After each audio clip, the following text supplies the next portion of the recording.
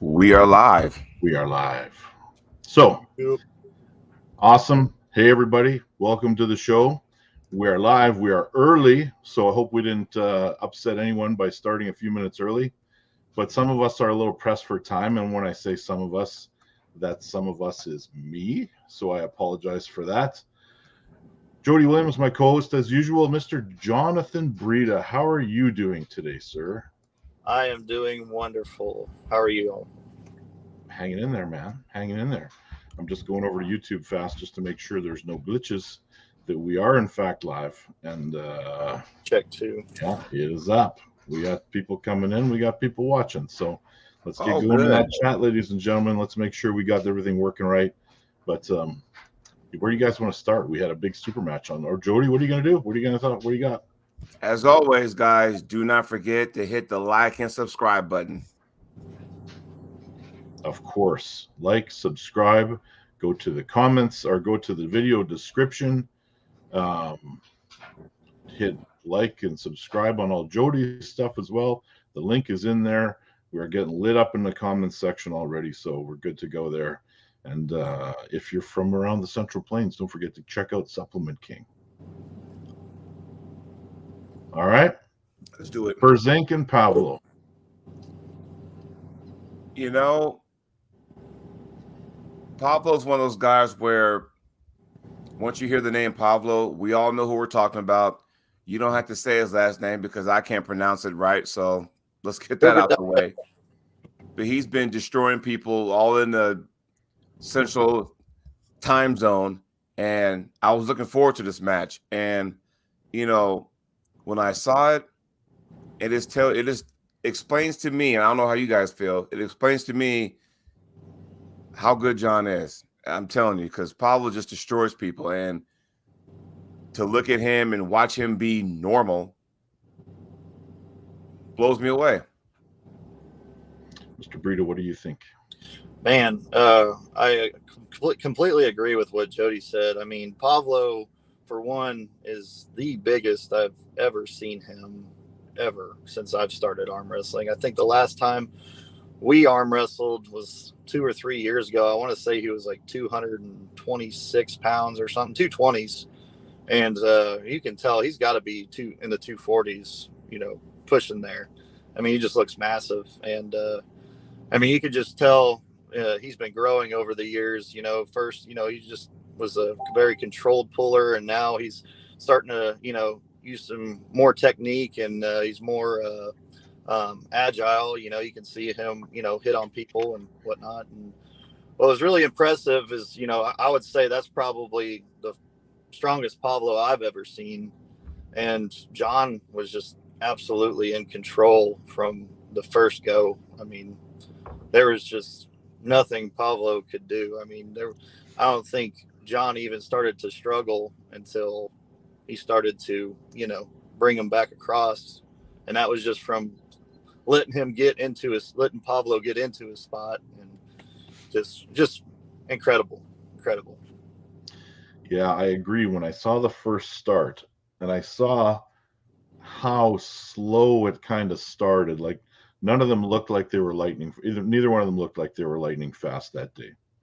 But Pavlo kind of powers into John, and John puts the brakes on him. I'm like, that's it. It's over for me. I already know who's going to win.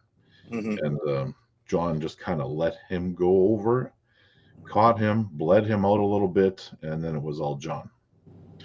And then weirdly, well, they changed positions. They started in a hook.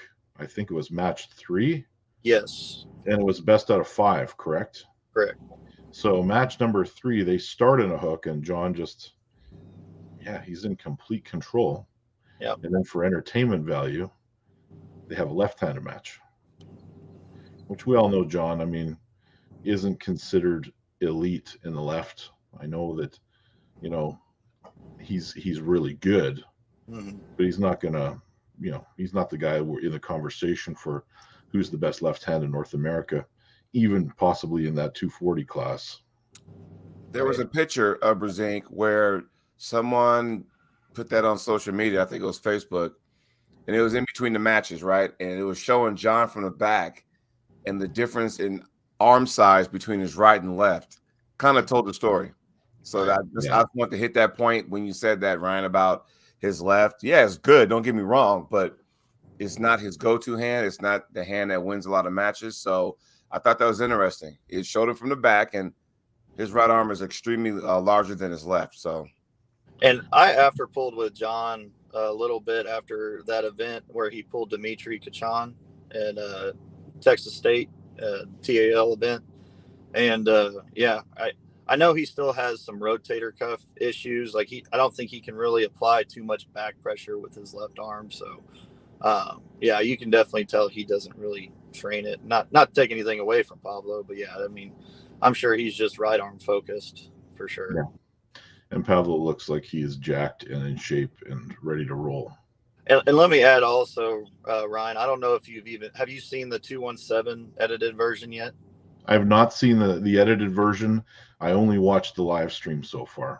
I was going to say the live stream, it's hard to tell exactly who's putting what out from that distance away from the live stream. The edited version on 217 really just kind of explains the story. I mean, you can just see the facial expression in John from, that first go. It's just, here we go. And then it was, he was in control the whole time.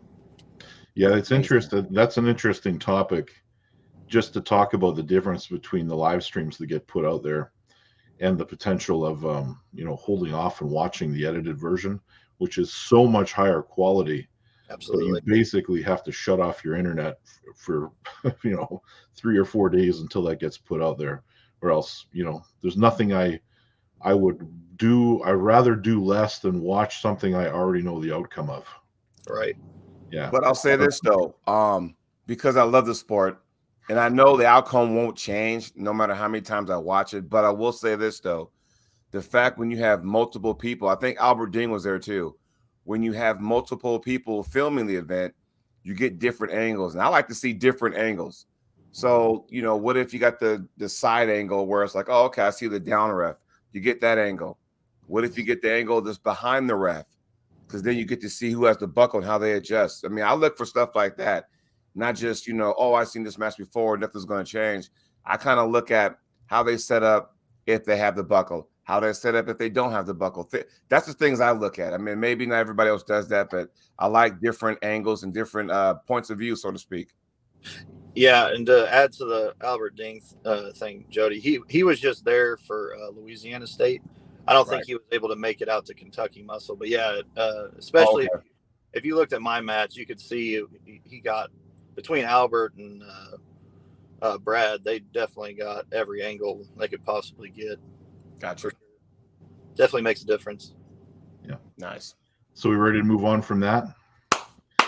We need to touch on one more thing first, Jody. Come on. And you want to get into the rules thing, right? I really do. I want to talk a little bit about over the top, down under first. Oh, you're talking about that Lachlan Adair and all those guys down there? Lachlan winning the, okay, I'm going to say it. I think it was for the amount of money they're giving away. They should have had a lot more people show up to that event. I don't really know all the details on that event other than the fact that Lachlan won, of course, and then Larry Wheels was there. But, I mean, how big was it, Ryan? I don't know what their final numbers were. I know Ryan Scott was there, who was previously the number one in Australia. You had Lachlan winning it, Metawarangi getting second, Ryan Bowen taking third, and this is the overall specifically. Right. And Larry Wheels actually managed to get fourth place, I think, in the overall. And Ryan Bowen beat Larry. I want to say it was like 50 some odd, 57, something like that entries just for that right there. That one class. Okay. Yeah. So in the overall. Yeah. Okay. It was heavily stacked, just like Over the Top was. It was heavily stacked in the in favor of the overall, the big prize, the big cash prize. I wonder, was that seeded by weight? You think? It's possible. It's possible. That's what I would do in a situation like that. I mean, I think the story of the whole event was Larry showing up and actually doing okay. Yeah. You know, there's his inexperience showed when he pulled Bowen. Right. Because when they locked up afterwards and they're just powering up, Bowen had nothing for him. But it's a good education for people that don't know the difference between a real tournament match and an after pull, the difference that can actually make. Yep. And I'll say too, I saw Ryan speak about it, I believe, on Neil Pickup show. And I mean, as delusional as he sounds sometimes, he was actually, gave a good analysis of him and Larry. I mean, just in the tournament, Larry just gripped him so low, and he was just so shoulders forward, leaning over the table. I mean, if you don't have a strong enough cup to contain, I mean, even if you don't have bicep or lat involved with gripping so low, you're not really going to go very far. I mean, yeah, I mean, he did a good analysis and seemed like he gave him some good information for future reference. So. Yeah. And I think that if Larry continues to keep pulling some of these events, he will inevitably get better. The one thing he is lacking, of course, is hand and wrist. Absolutely. I mean, that's been inevitable since the beginning. He just needs to grab a hold of as many hands, different hands, and just live matches as possible. Not pursuing these super matches, which, hey, it's his production, it's his money. If he wants a match, he deserves a match. I completely agree with that. But he's not gonna. I don't think he's necessarily going to grow just doing super matches right off the bat.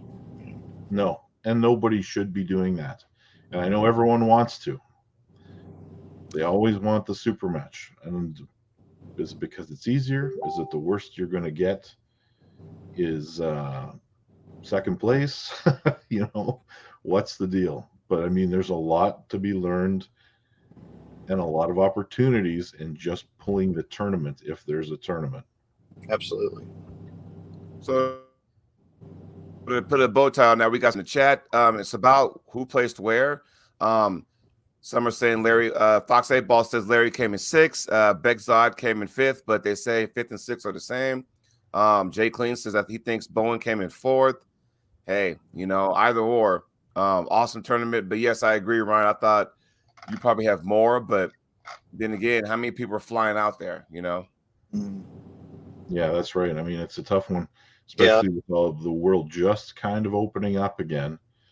I to can get people to a big event in Oceania, like it's a long way to go on a very, very expensive flight.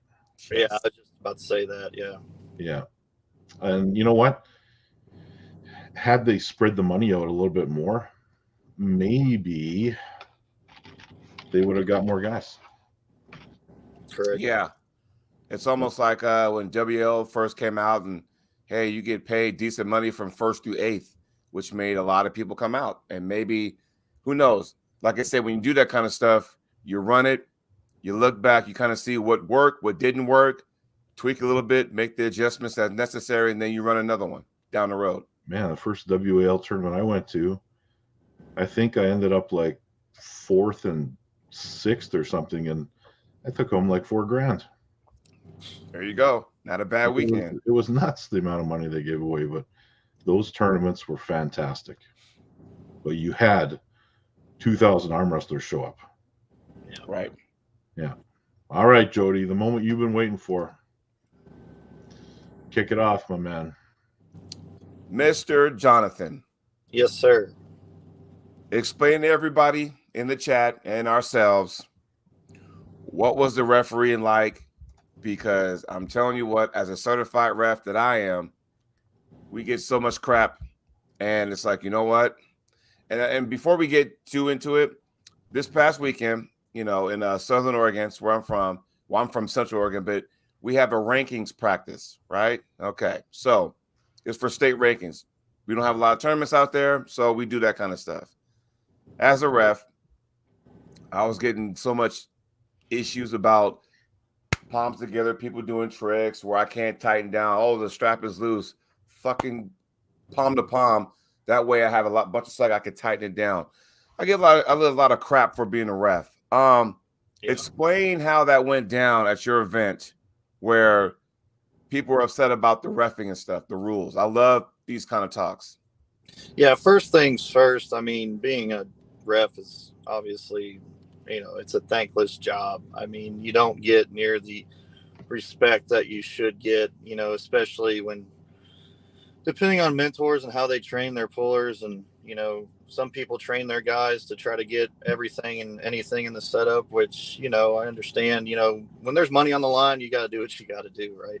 But, I mean, in a professional setting, you got to be able to adjust to that professional setting. And so Sean Hancock was the ref. All the super match pullers decided to go with rigid rules, or PAF, IFA, WAF similar. There's a few differences, but not pretty much the same thing. And to add to that, before I jump into that, I really want to say to anyone that was watching, and this might sound kind of, I don't know, the viewers and the fans might not like it, but I didn't set up, me and Chop Bertrand did not set up these matches for the viewers. We did not set up these matches for anyone but the pullers. Every match had a purpose. I didn't set these matches because I think they might be, some of them, they had potential to be wars because stylistic matchups. But I mean, a lot of these, if you didn't notice, you had pretty much an up and comer versus a established puller to try to prove themselves, like Right. Bethany and Deb. I mean, Bethany's been pulling for, I don't know, not even a year, maybe a little longer, somewhere in that mark. Deb's a veteran in the sport. I mean, she was I think she's IFA world champion at the last I don't know if it was Masters or Open, whatever. And Deb's ranked number 9 in North America in that 145, 154 class. And Bethany wanted to prove herself, and so I set the match. And her accolades, I mean, she's been pulling like crazy for the last year and beating some pretty decent women. And so my match, for instance, I'm number 1 in North America in the 220 weight class. I think I'm number 4 on the American Arm Fighter, the USA rankings. Jordan's number 5. Jordan was once number 1 in the North America rankings. I haven't pulled him legit at 220 pounds yet. I set the match because I want to prove that I'm number 1 in my weight class. Right. So on and so forth. Carl wanted to test himself against Corey stylistically. That press is hell for anybody. I don't care who you are. I mean, unless you know how to pull it, it's difficult. And then, so I'd like to, 80% of these matches, point blank, were set for the pullers and only for the pullers, not for entertainment purposes. I'm not, and behind that, we talked about doing a pay-per-view. It's great to, help cover some expenses and, maybe, I don't know, bring home a buck or two at the end of the day for all your efforts. But I mean, I'm not going to put together a pay-per-view if it's not a good quality stream. I'm not going to ask for people's money if it's not good quality. And there was just too many question marks with the venue, with Wi-Fi, cell service. So we didn't know. The only reason why we even live streamed it, we were just taking a gamble, just live streaming it. So that's the only reason why it was live streamed. And yeah, I mean, the other 20%, was for the to gather entries. So what did we do? We brought in Krasimir. I mean, everyone wants to meet and grab a hold of Krasimir. That's why we brought him in. And plus, once again, Corey is pulling at a very high level in the U.S. He deserved a shot, and he got it, and he executed. So that's what I wanted to say. To explain the rules a bit. As far as my opinion on the rules in general, it depends what you're doing. You know what I mean? A lot of people argue that, because I live streamed it and, it was for the viewers got to see it, it hurts the sport. It hurts the sport because, the outside eye doesn't, they want to see matches. Right. But at the end of the day, if you look at all those matches, only one match was lost on fouls. You know what I mean? So it's, and to be fair, the match that was lost on fouls, I don't know if you agree with me on this or not, but it looked like there was such a strength difference that it kind of didn't matter. Absolutely. I mean, Austin McGraw, if you guys aren't familiar with, he's been pulling. I wouldn't say at a very serious level. I mean, he kind of just goes to tournaments here and there. He goes to his weekly practices with Craig and Dan, but I don't think he's ever like trained seriously for an arm wrestling tournament, let alone a match ever. And I gave this opportunity to him to pull Jordan because I know what potential Austin has. He has a very versatile inside hook it's nasty once he gets it in. I've seen him beat people like BJ Fakakis. I've seen him beat people like Herman Stevens all in the same day. You know what I mean? He's a bad dude. It's just I just wanted to I saw potential in him with Jordan, and that's why I said it. But the poor kid, he's probably older than me, but he I think nerves just got to him. He had to make a pretty hefty weight cut to get to 220, and you could tell it was just his first big match. I mean, he's never done a super match before in his life, and between the nerves and the strength difference and just not learning to adjust properly, I just think that overall it just killed him. I mean, in fairness, I think Still could probably have finished off those matches with pins if he really wanted to. I agree. It looked like he was letting the guy try a bunch of stuff, and he just jumped around all over the pad. Yeah. Well, I mean, that's Austin, and that's the problem. He didn't adjust. It's trying to do the same move. He couldn't. I was just like, man, just slip and go to the strap. I mean, just quit trying to hold on. Yeah. Kept trying to hold on. Kept trying to hold on. Kept trying to push sideways. I mean, it was the same outcome. I think he tried to top roll one time, if I remember right, and it just And the thing that I was watching the live stream, and I saw the elbow fouls happening, and they were clearly elbow fouls, like the guy's jumping around. Clear. And sometimes when even if you are so overmatched, you can be trying different things, and it doesn't look like you're trying different things. Yep. But all of a sudden, there was people heckling the refs. Yep. And I didn't get it. I didn't get why they were heckling the refs. Let them pull. Well, if I'm Jordan Sill, and I got a guy that's trying to beat me every which way, does that also include the fact that I'm supposed to let him not follow the rules to do that? All right. It's not like you said. It's they were very clear elbow fouls. It's not like they were just micros. Like they popped up or they came off the front. I mean, it was just there's nothing you could do about it. I mean, Sean had to call it. I mean, and Sean, by the way, is a magnificent ref, especially for PAL. I mean, he just, it's not like there's straight setups every time. I mean, hey, if you can't keep your elbow on the pad, I mean, train to keep your elbow on the pad. Here's my take. The crowd, the audience, they need to realize that, these athletes that are putting on this show for them, they're having these meetings with the refs, and I'll use the Arizona State, situation because I was there. So we're in this big giant suite in this room, right? And we went over the rules, right? Luke Polster was our head guy. You had Reza, you had Scott Wynn there as a down ref. So we all agreed, the athletes that were involved in those pay-per-view matches, they all agreed and say, look, we're going to run this like, PAF. We're going to run it like that. We're going to be strict because that way, in my opinion, you have to adapt. If you pull, let's just say WAL, you get more looseness, right? You can kind of be erratic a little bit and still be in the match. Whereas if you pull, PAL, WAF, whatever, PAF, then those kind of rules makes the person be in control of the match at all times. You get a bunny hop, they're going to call it. So you got to be in control. And as I said last week and the week before, that it's up to the pullers. It's their responsibility to keep that elbow on there. Now, like I said, the crowd are not privy to these meetings that the athletes and the referees have. So they're only seeing it from like, well, what's up? We'll let them pull. I get all that. Totally, I get all that.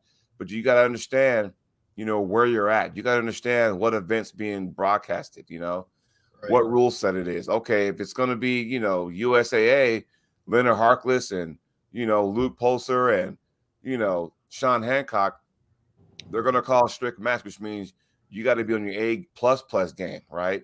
If it's somebody else and they're letting the little things go here and there, then fine, adapt to that. That's all I'm saying. It's just I really get frustrated sometimes when some of these referees get the short end of the stick and they just get buried, because it's like going, look, guys, chill out, relax. That's just where I'm coming from.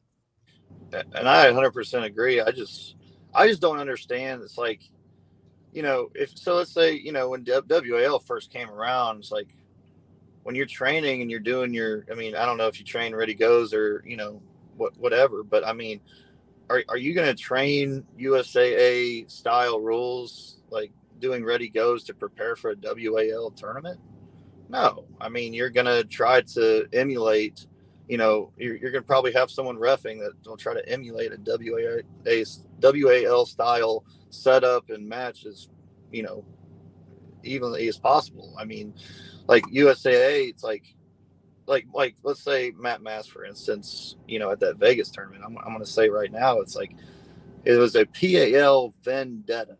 What does that mean? You're going to be using Mazarenko tables.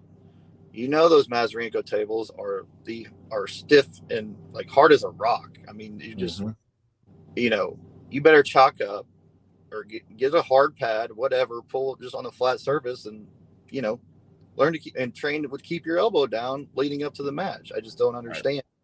I mean, that's the way I train. That's an interesting thing to say, because it's funny, because some of the guys that I'm going to say something maybe a little bit controversial, but I mean, all these guys can say they pulled all those rules before, but you can also say they struggled pulling those rules before. Yep. I posted a picture from 2012. I just posted it, and was that the Arnold picture? That was the Arnold. That was Don Underwood first place, me in second, Devin Larratt in third. That was when Devin was arguably at his strongest, but fouled himself out. I think Don actually pinned him once, but fouled himself out against me for moving in referee's grip, trying to manipulate stuff. And then eventually it was slip out losing position because I hit him all the way to the pin. But, certain guys with certain tools under that rule set, if they know that rule set well, struggled. And then all of a sudden this new rule set comes along, and it was created by a certain group of pullers to be a certain kind of way. And whether they call it more viewer friendly or whatever you want to do it, it also led to a style of arm wrestling that became way more easily manipulated to someone's advantage. Yeah. Right. And depending on who you are, sometimes you just get away with that shit. And you got Travis Bagent, who's very good at it. You got Devin, who's possibly the best at it. Like, it's not just arm wrestling at that point. It's a whole other group of circumstances and problems that you need to solve during that match. Distractions. Now, I personally thought that it wasn't broke, so why did we fix it? There might be a happy medium, but all of this talk about, maybe we just allow the little fouls to go away or to pop around. I don't know if that's the right answer either. Well, a foul is a foul. Yeah. Where you say, well, it's a micro foul. Okay, fine. It's a micro foul, but it's still a foul, right? So it's kind of like in a game of football. Pass interference is pass interference. Well, he barely touched him. Like, did he fucking touch him before the ball got there? Yes or no? That's what it is. Yeah. Doesn't matter, Yeah. So, it's almost like we've all seen football games before where the pass interference call doesn't get called in the first quarter when it's 3-0, but it gets called when it's 24-24 at the 2-minute warning. It's like, did it happen or did it not? You got to call it both ways. You can't just call it when, it's crucial or something like that. I mean, it's just that, and then that's just what it is. You know what I mean? So that's just what I'm saying. Yeah. And with all that being said, I do, in order for this sport to grow, I do think that, something like a Arm Wars style where it's still, I mean, you still have your referee's grip. You still, have to, basically you just add the running fouls. And, something like that, I do agree is beneficial to growing the sport from the outside eye for people that don't know, the rules and the techniques and whatnot to help grow the sport. But, I think that there's a time and a place for these types of rule settings. Is there any real surprise here about this whole debate that's going on between Devin versus Levon? Like, I mean, Levon wants a more strict rule set. He just wants to avoid the bullshit, and Devin is all about that stuff. So, I mean, they signed what they signed, and none of us are really aware of what was in those contracts. But I can see the point from Levon, even though we're not sure what he's saying. But there seems to be a debate on one side of it. But it's, why does Devin want those rules so bad? To sit there and call someone a pussy for the exact same thing you're complaining about seems like you're both bitching about the same thing, just on opposite sides of the argument. So when you just start calling somebody that because they don't agree with you, I mean, where's the truth here? I like Devin a lot, but I think where I have to disagree with him is the fact that you're going to call him a pussy, Levon, but yet, if I'm not mistaken, ever since Levon's been on top, he's 6-0'd everybody. Is it my imagination, or did he just like 6-0 everybody he's pulled? So how much of a pussy can you be? Just being honest. And he generally pulls straight up. There's no messing around. He rarely elbow fouls in that rule set. Right. I mean, don't get me wrong. I do think Devin is definitely trying to get this to be an advantage for him in the match, of course. But I think a lot of it's more like he's just an entertainer and he's trying to draw interest. I mean, of course, it's already interesting to us. I mean, we're trying to see arguably who's number one in the world, right? But yeah, I think it's just more from an entertainment aspect in my eye. I mean, there's a reason why Devin has like 300,000 some followers on YouTube. I mean, at the end of the day, if he doesn't get what he wants, I mean, Levon's not going to agree to, I think he's trying to get into Devin's trying to get into Levon's head so that way he can get what he wants. But I mean, it's kind of hard when you don't understand what he's saying. That's right. But if Levon, says like, "Hey, we're pulling this way," like, do you think Devin's gonna not accept the match? I mean, well, that would be the worst possible scenario for everybody. Exactly, especially for him. So, I mean, I think he knows. I think he knows what he's trying to do. But at the end of the day, I think just trying to hype it up and build it from outside eye looking in. Well, I mean, there's always that thought that maybe these guys really do hate each other, and right. Maybe I have a question for both of you guys and everybody in the live chat. So, Jonathan, you mentioned that you have to train as such for certain matches, right? Let's just say I train our guys, my team. If we're gonna, let's just say, for example, if we're gonna pull a WAL, then if we're getting ready for that match a month out or whatever, we're going to train rest grip. That's basically what it is, right? Thumbs down, close your hands, and then the rest are going to say go. I would train as such for something like that if we were getting ready for a wall event. If we're getting ready for a, event like IFA, PAL, PAF, wall type of stuff like that, we're going to train and say, hey, they're going to call every micro foul. Make sure you keep your elbow on the pad, no matter what. We train as such. That way, at least for my team, when we get ready for these matches, we're not like, oh crap, I don't feel comfortable at all, right? We all know, and I, as a rest grip, right? You close your thumbs, and as soon as they close their hand, how many times do you see somebody do this and then kind of curl as they close their hand? It's like, stop, knock it off, Once they say go, do what you want. But in a strap, palm to palm, don't fucking start doing this shit. Or it's supposed to be the webbing's supposed to be here. How many times you see the webbing kind of end up doing that? It's like, and then they still complain about the strap being not tight enough. Well, get your webbing straight here, right? First of all, palm to palm, and look how much strap I have left to yank down, tighten it. You know, it blows my mind, you know, that kind of thing. But let me get you guys' thoughts on that. If you're going for a certain rule set or a certain organization, you prepare as such. What's you guys' thoughts on that? You want to go first, Ryan? Go ahead. Go ahead. I mean, I think, you know, it goes beyond just preparing for a rule set too. I mean, now, especially in the U.S., you got to prepare for a certain ref.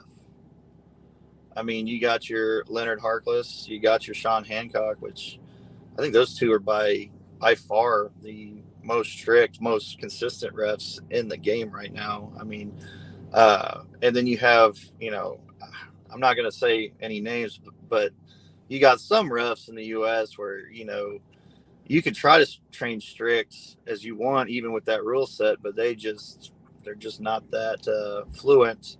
And some of them just don't even know the rules or know how to apply them correctly, or easily bullied into allowing certain pullers to do what they want. So, I mean, it's really tough. I mean, I go as far now to make sure I know who's reffing, and, you know, I don't, you know, message them or anything, but, like, you know, I want to know who's reffing, and then I'm going to go and research how they ref, because that's ultimately how you need to adjust now, I think.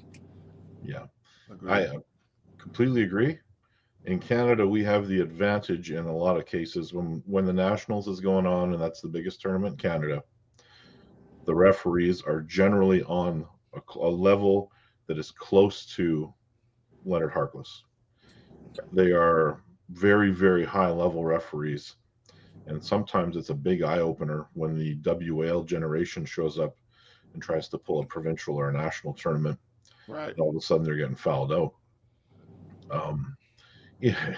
It's a weird sport because can you think of any other sport where there's such blatant attempts to get advantages or cheat and change rule sets to allow you to do that? No. There's nothing else out there like it. Like you've seen even in like mixed martial arts, guys getting disqualified and losing titles on it because they've done something that was outside of the rules, like a knee to a downed opponent. You know, do we allow it to happen just a little bit if it wasn't hard enough? You know, Jody mentioned it earlier, like there's no size of a foul in sport. The referees make mistakes, but the rules are pretty clear. Mm-hmm. You know, in hockey, if you touch a guy's above the touch him in the head with your stick, it's high sticking. Whether you swung it or just tapped him, it's the same foul. Mm-hmm. But I mean, you can't really go wrong if you do things kind of the opposite of what they've turned and prepare for the strict rules. And then if it's looser, well, you adapt quickly, but Yeah, you wonder why the hell this guy's all over you. But the main thing people should do right now is prepare for strict rules, because it's very hard to go back the other way. If you're used to the set grip in WAL, all of a sudden you're pulling PAL, it's going to feel completely unnatural to you. I agree. Oh, God. I forgot one more thing that's very important. Forgot to tell you guys. Uh-oh. Also, always ask, it's the responsibility, right? This falls under the responsibility of the puller. Ask what the ref cadence is. Not every referee has the same cadence. Example, if I'm going to a USA event, right, and Leonard Harkless is there, Leonard, what's the rule? I mean, I already know, but you ask Leonard, hey, what's the cadence? Leonard's going to say, ready, go. Perfect. That's all I need to know. You go to Bill Collins at one of his events. It's going to be a different cadence. Bill, I already know it, but Bill, what's your cadence? Don't move, go. Right? So, depending on who the ref is, as a puller, everybody out there in the chat, everybody out there watching, ask the referee what the cadence is, because not all referees have the same exact cadence. Okay, got to make sure that too. And again, that's on the actual puller. So that way, oh, I missed the goal. Like, hey, you know, watch, focus on what they're saying, because if you go don't move, that's exactly what they mean. Don't move. If you buzz, you're gonna get dinged for it. Whereas it's ready, and all of a sudden, some people may go on the D and ready or the wine and ready. We all know that kind of trick too. But also, pay attention to what the cadence is from the refs. I want to get that out there. Now, here's something related to that. I posted a picture a couple days ago of one of my guys that was a mentor to me in the sport, Miles Wolko, and he is like been around the sport for 35, 40 years. Like he's Right. getting up there. He's been around forever. He was at Over the Top competing. One of the first things he taught me when I first started going to tournaments with him is to come up to close to the stage and listen to how, not just what the command was, but the actual speed at which the referee was saying it. Because some people say it's ready, go, and then when they get to the actual stage and the referee is setting you up, he says ready so fast that it might as well be go. Right. Oh yeah, ready, go. Yeah, so you get up there and you say, listen, pay attention to what he's doing. It'll allow you to, try to time that a little bit better and be ready for it. And I think this all just goes back to, I think it's just as important to study your refs just as much as it is to study your opponent, especially if you have a super match with them and you got money on it. I mean, I'm finding out what ref's going to be at that event, who's the head ref, who's the down ref. I mean, what is exactly I'm going to try to find video on those refs and see how they do their job. See, I'm pulling with Corey in a few weeks, and I already know that Hancock is the head ref. Yep. With Corey, I'm not that concerned. Very strict rule set, should get straight wrists. Yep. I mean, I'll say this, man. Sean was, he's really stepped his game up. I mean, I was very impressed with how well he reffed the super matches and the tournament. I was down ref for him throughout the tournament. I mean, he was just didn't skip a beat. I mean, he did very well. I mean, especially like you got two hook pullers like Corey and Crassy. I mean, did you not notice that? I mean, their wrists and their shoulders were both straight and not hard. I mean, that was impressive to me to see two hook pullers, because I mean, usually if you got two hook pullers going at it, they're going to allow there's like a little slight carve in that mix, but it was straight. It was perfect. See, with a guy like Corey, I'm not that concerned about him trying to get big advantages. I think he's pretty straight up. Yep. There are certain guys that if I got booked in a super match with them, that would be a very real concern. Mm-hmm. Now I need to know who the referee is. Right. Now I need to start talking about, talking to that ref and say, like, telling them what to watch for. Mm-hmm. I'll actually have a conversation with the ref as we're setting up. And the referee will usually give you shit and they'll say, I'll do it. I'll get to it. Let me do my job. But you plant that seed. Now the ref is a little more conscious about what might happen in the match. Correct. For Michael, when I was pulling him, the very first thing I started telling Leonard Harkless is watch his shoulders. He is going to turn that in. And he's like, let me do my job. But then all of a sudden he's like, Michael, shoulder. Or knuckles. Yeah. Yep.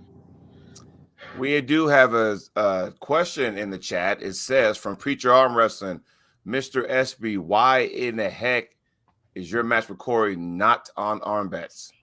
I don't know the answer to that, but I do know that arm bets, that site has not been updated in a very long time. So when I looked at it last week, Jody, it still had the match with me and Michael on there. Good Lord. That as well. I mean, it might be very possible that, I don't think TAL, I think they need to step up a little bit on their promotion game. I've only seen a few posts here and there about our event. And I think I've only seen it like 2 or 3 times, maybe. I mean, whereas, me leading up to Louisiana State, I mean, I was posting something like every week. And that's why I hired Paul to do all the promotional aspects. Is, with my schedule, it's kind of tough to stay on top of that stuff. And, if you want your tournament to be big and you want to blow things up like that, I mean, you got to keep posting that, keep feeding it through that Facebook, and I mean, I don't think it's been promoted as good as it could have been. So that could be it too. Well, I mean, we'll push it a lot more as the weeks come. Yeah. The community will push it, which is kind of the benefit of having, this YouTube kind of generation that's been pushing the matches for the promoter a little bit. Mm-hmm. Now, yeah, there's another debate here that could be for a future show, talking about the odds in staking not be very strong, which is kind of true. You got to Yeah. bet a lot of money to win a little bit of money. Yeah, that's a lot of the reason I haven't really jumped on board with it. I mean, I know it's tough to throw odds into it, and I'm sure, the way that system's ran, I'm sure they don't have a buttload of money just sitting there. I mean, you probably got to build just like casinos, they already have the money there, so they can do the odds, Yeah. So,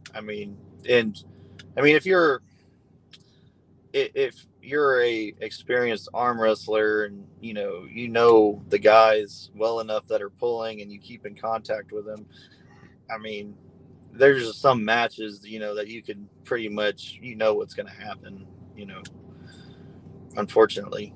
But yeah, I agree, they need to figure something out, like even if they did like a 2-to-1. I like how they do the shutout stake. I mean, that's interesting. That kind of helps, the odds of somebody coming out as, you got an underdog that might get in one match on fouls or something, Yeah. But yeah, I think there needs to be some more money up for grabs in a certain type of way, Yeah. I Like think a it puts too much pressure on the pullers, honestly. And we'll go to, we'll use Sarah Bachman and Gabby Vasconcelos, for example, right? The minute Gabby won her fourth match, I'm done. I don't need to pull anymore. However, it looked like the momentum was starting to shift that way towards Sarah. But because she won her fourth one, who cares? And I've seen things in the past where, especially when it's a vendetta type style match, where, okay, I got my fourth win, I might just lay down the next two. It's like, what the fuck? And so if you didn't see the match, someone who lost 4-2 can say, oh, well, hey, he lost 4. He got 2 wins. Well, when actually the guy won 4 or the girl won 4, and they just lay down the next 2. So in the record book, it'll say 4-2, but we all know it's a whitewash. You know what I mean? So, I mean, that could also be deceiving. Well, in that case, I Things think like Gabby that. So, it's probably don't know. I mean, yeah. In that case, I think Gabby probably would have legitimately won those next 2.